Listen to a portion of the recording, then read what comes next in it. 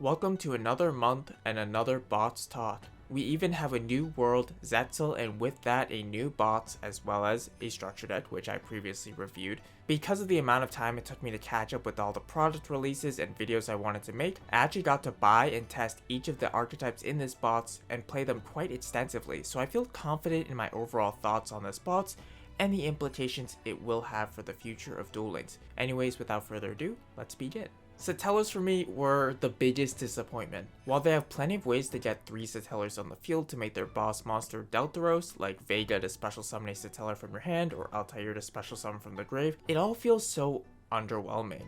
Deltaros, when it has its seed materials, prevents your opponent from activating cards when you normal or special summon a monster, which makes your cards practically immune to traps like Floodgate or Void Trap Hole. Also, once per turn you can detach a material to pop a card on the field, and when Deltaros leaves the field, you can special summon any Satellar from your hand or deck. While these are some nice effects and getting Deltaros out on the field is pretty consistent in this deck, it's just not all that impressive in the current format.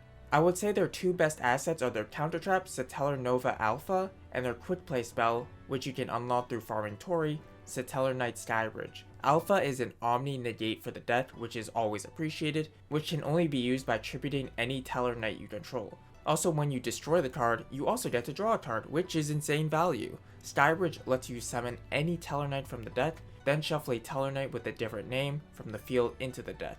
This helps you dodge various back row while also triggering Tellarknight effects, or just helps you get to the Tellarknights you need at any particular point.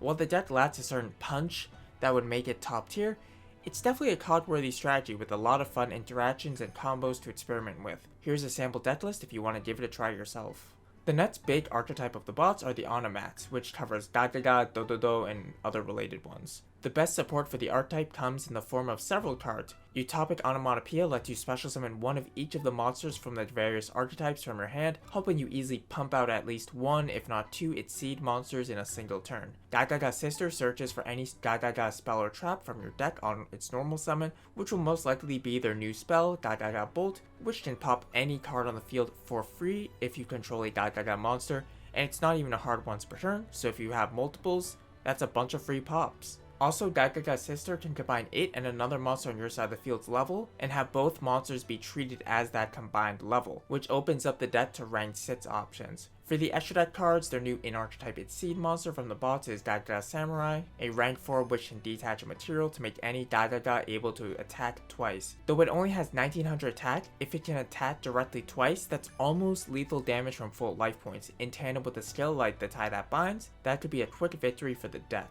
Next are some non-archetypal cards that pair well with the Onomats, such as Yuma's Ace monster, Utopia, which can detach a material to negate any attack.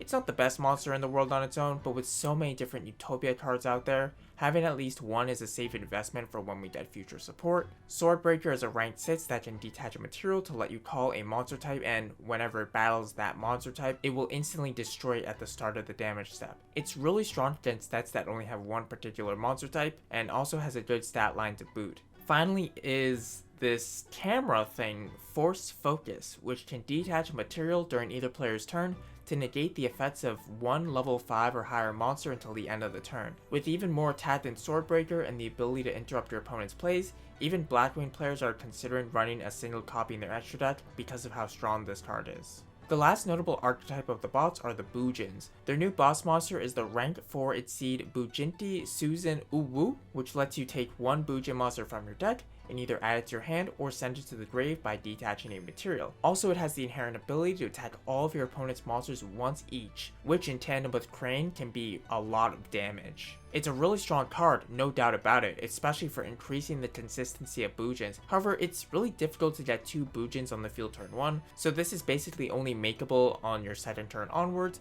As if that wasn't enough, they also got a second its seed monster, BUJINTEI TSUKUYOMI, which lets you detach a material from this card to send your entire hand to the graveyard, minimum 1, and if you do, you draw 2 cards. Also, when this card you controlled, while face up, leaves the field because of an opponent's card effect, you can target level 4 beastware Bujin monsters from your grave up to the number of its seed materials this card had on the field, and you special summon those targets. Not only does this fill your grave in hand with cards, but it also floats when it leaves the field.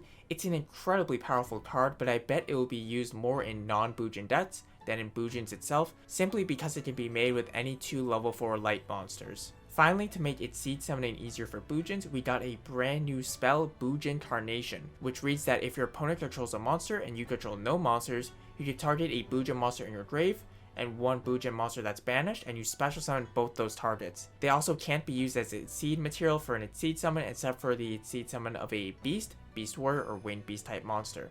This not only gives the deck a comeback factor when you're behind, but also can be used more proactively through a card like Bujinteei Thoughts, which sets up both a banished Bujin and a Bujin in the grave all on its own. While I don't see Bujins taking over the meta anytime soon, this deck, when it gets the ball rolling, can easily overwhelm any opponent with card advantage and protections, so don't sleep on this deck.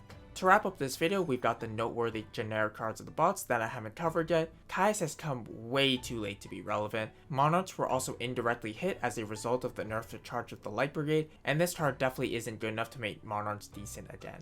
Goblinberg is a fantastic level 4 that can special summon a level 4 lower from your hand on normal summon. It not only makes its seed summoning easier, but also can facilitate synchro summoning for certain decks. It's definitely worth keeping in the back of your mind as we get further into the Zetzel era. DD Crow is my favorite card of the set. Being able to, during either player's turn, discard itself to banish an opponent's card from their graveyard is extremely flexible and can be devastating if used at the right time. In tournament play, this card will be a staple in the side deck for months to come. Also, I got a Prismatic DD Crow. Forbidden Scripture basically lets your monster turn into a Samurai Destroyer for one battle. It's not a bad card, I just don't know what deck would make use of it right now. Fiendish Chain. Wow, after months of being locked behind the selection bots, one of the strongest cards in Duel Links is finally available for everyone. Fiendish Chain, for those who don't know, is a continuous trap that targets an effect monster and negates its effects, and also it cannot attack. This card has been splashed to all sorts of decks, from Shiranui to Element Saber and Vote, when that was the thing, to Dark Magician, and so much more. Its Seed Block is a counter trap that lets you detach an seed material from an seed monster you control to negate a monster's effect. Interestingly enough, the monster you detach from can be face down and its Seed Block will still work. It's not a bad card by any means, it's just limited by its conditions. You have to have the resources to make an seed monster, you have to have materials left on it after it probably used its effect, then you have to have its Seed Block, which isn't searchable, and also your opponent has to use a monster effect that you want to negate. It's a lot to ask for, but it may be worth running at least one or two of in a truly dedicated seed deck like GAGAGA, though I think Fiendish Chain is better in more cases. To wrap up this video, we have the best card of the bots, White DUSTON, who's the proudest of them all. And that'll do it for this bots talk of Shining Hope.